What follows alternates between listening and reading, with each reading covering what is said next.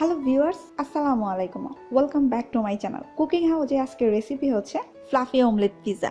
আশা করছি অন্যান্য সব রেসিপির মতো এই রেসিপিটাও আপনাদের খুবই ভালো লাগবে। যারা ভিডিওটি 1 মিনিট দেখে তারপর টেনে এনে 2 মিনিটের মধ্যে এসেই কমেন্টস করে যাচ্ছেন, আপনাদের কমেন্টসগুলো কিন্তু স্পাম হয়ে যাচ্ছে। আশা করছি এই ধরনের কমেন্টস করা থেকে আপনারা বিরত থাকবেন। এতে করে কিন্তু আপনারও ক্ষতি হচ্ছে, আমারও ক্ষতি হচ্ছে। উপকরণগুলো হচ্ছে 4টি ডিম, কোয়ার্টার চামচ গরম মশলা, গাজর কুচি 1/4 কাপ, লবণ স্বাদ মতো, ধনেপাতা কুচি 1/4 কাপ, আদা রসুনের পেস্ট 1/2 চামচ, কাঁচামরিচ আর ধনেপাতা একসাথে করে একটি পেস্ট করেছি 1 টেবিল চামচ, কাজু বাদাম আর কাঠবাদাম 4-5টি করে, টেস্টি সল্ট 1/4 চামচ আর লেবু 1টি। তারপর একটি মিক্সিং বলে আমি 4টি ডিম ফেটিয়ে নেব। ডিমের সাদা অংশ আর কুসুম দুটি আলাদা করে ফেলবো। তারপর ডিমের সাদা অংশটি বিট করতে থাকবো। ডিমটা খুব ভালোভাবে বিট করে নিতে হবে। খুব ভালোভাবে বিট করে নিলেই কিন্তু ডিমটা একদম ফ্লাফি হবে। আর খুব ভালোভাবে ফ্লাফি হলেই কিন্তু ফ্লাফি অমলেট পিৎজাটা একদম পারফেক্ট হবে।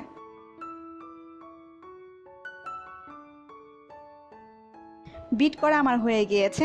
এখন আমি একে একে সবগুলো উপকরণ দিয়ে দিব। কাঁচামরিচ আর ধনেপাতা যে পেস্টটা করেছি সেটি 1 চামচ দিয়েছি।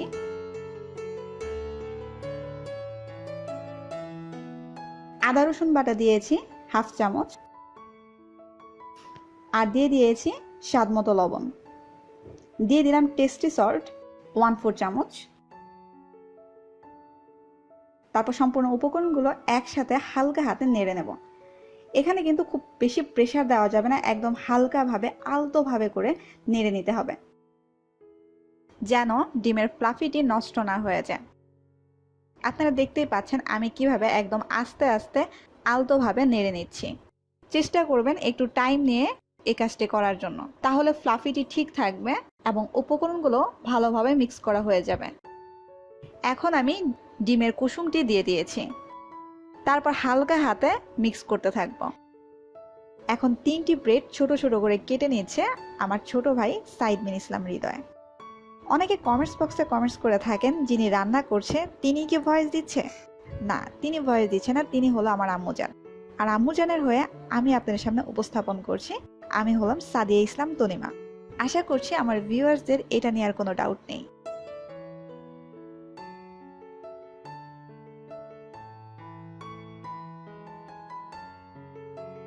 এভাবেই ব্রেডগুলোকে কিউব করে কেটে নিতে হবে।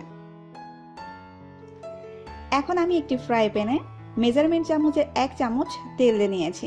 তারপর তেলটা যখন হালকা গরম হয়ে এসেছে তখন এতে আমি দিয়ে দিয়েছি 1/4 কাপ গাজর কুচি। গাজরগুলো হালকা একটু ভেজে নিচ্ছি। গাজরটা ভেজে নিলে হয় কি, গাজরের মধ্যে যে কাঁচা যে ভাবটা আছে, কাঁচা যে স্মেলটা আসে, সেই স্মেলটা করবে না, তার জন্যই ভেজে নেওয়া। হালকা কিছুক্ষণ 5-6 মিনিটের মতো ভেজে নিলেই কিন্তু হয়ে যাবে। তখন আমার গরম মশলাটা দিতে মনে ছিল না, তাই এখন আমি কোয়ার্টার চামচ গরম মশলা দিয়ে দিয়েছি। তারপর আলতোভাবে মিক্স করে ফেলবো। এখন আমি ফ্রাই প্যানে মেজারমেন্ট চামচের 2 চামচ তেল দিয়ে দিয়েছি। তেলটা যখন হালকা গরম হয়ে এসেছে তখন এতে আমি মিক্স করে রাখা ফ্লাফি অমলেটটি দিয়ে দিয়েছি। তারপর খুব ভালোভাবে সেট করে নিচ্ছি। সেট করার সময় খুব ভালোভাবে সেট করে নেবেন ফ্রাই প্যানের মধ্যে, যেন নিচের দিকে কোনো জায়গার মধ্যে গ্যাপ না থেকে যায়। আপনারা দেখতেই পাচ্ছেন ঠিক আমি কিভাবে সেট করে নিচ্ছি। এ পর্যায়ে কিন্তু চুলার আঁচটা থাকবে মিডিয়াম থেকে একটু কম। দিয়ে দিলাম 1/4 চামচ মরিচের গুঁড়ো। আপনারা যে পরিমাণ ঝাল পছন্দ করেন সে পরিমাণ ঝাল দিতে পারেন। তারপর দিয়ে দিলাম ভেজে রাখা গাজর কুচি। এখানে গাজর কুচি 1/4 কাপ থেকে সামান্য পরিমাণ কম দিব। আর দিয়ে দিলাম ধনেপাতা কুচি। ধনেপাতা কুচি দিয়েছি 1/4 কাপ থেকে সামান্য পরিমাণ কম। তারপর এখন আমি দিয়ে দিয়েছি কাজু বাদাম আর কাঠবাদাম। আপনারা চাইলে বাদাম স্কিপ করতে পারেন, কিন্তু বাকি সব উপকরণগুলো দেওয়ার চেষ্টা করবেন।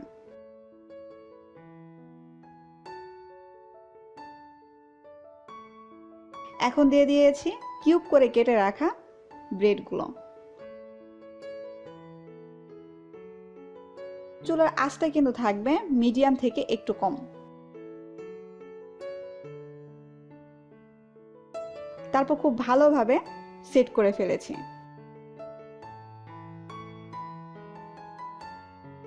তারপর এখন আমি আরেকটি লেয়ার দিয়ে দিয়েছি বাকি গাজর কুচিটুকু দিয়ে দিয়েছি আর দিয়ে দিয়েছি ধনেপাতা কুচি। দিয়ে দিলাম 2 চামচ ঘি।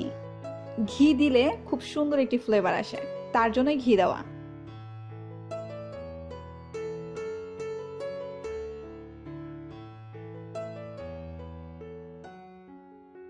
এখন আমি আরেকটি ফ্রাই প্যানে ঘিটি ব্রাশ করে নিয়েছি ঠিক যে পরিমাণ লাগে।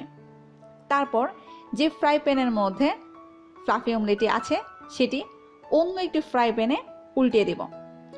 উল্টিয়ে দেওয়ার পর আপনারা দেখতেই পাচ্ছেন ঠিক এমনটা হয়েছে। এখন আমি চুলার আঁচটা মিডিয়াম করে দেব যেন নিচের পাটটা ভাজা হতে থাকে।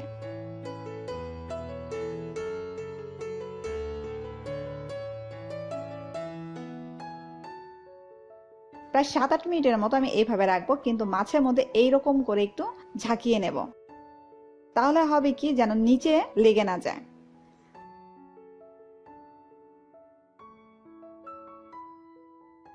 তারপর আমি 7-8 মিনিট পরে অন্য একটি ফ্রাই প্যান আবারও দিয়ে উল্টে নিয়েছি।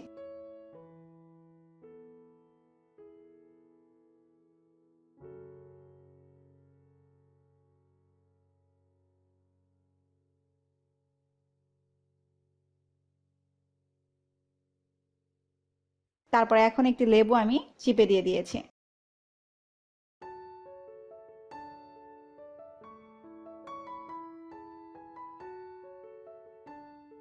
কিছুক্ষণ রেখে দেওয়ার পর দিয়ে দিলাম সস। তারপর 5 মিনিটের মতো রেখে নামিয়ে ফেলবো। কমপ্লিট হয়ে গিয়েছে আজকে অসাধারণ মজার একটি রেসিপি, ফ্লাফি অমলেট পিৎজা। আশা করছি রেসিপিটি আপনাদের ভালো লেগেছে। যদি ভালো লেগে থাকে তাহলে অবশ্যই বাসায় ট্রাই করবেন আর আমাকে কমেন্টস করে জানাবেন ঠিক কতটা অসাধারণ হয়েছে আপনার রেসিপি। আর আমি অপেক্ষা করব আপনার সেই অসাধারণ মজার রেসিপির ছোট্ট কমেন্টসের জন্য। আপনারা ভালো থাকবেন, সুস্থ থাকবেন আর অবশ্যই আমার পরিবারের জন্য দোয়া করবেন। আল্লাহ হাফেজ।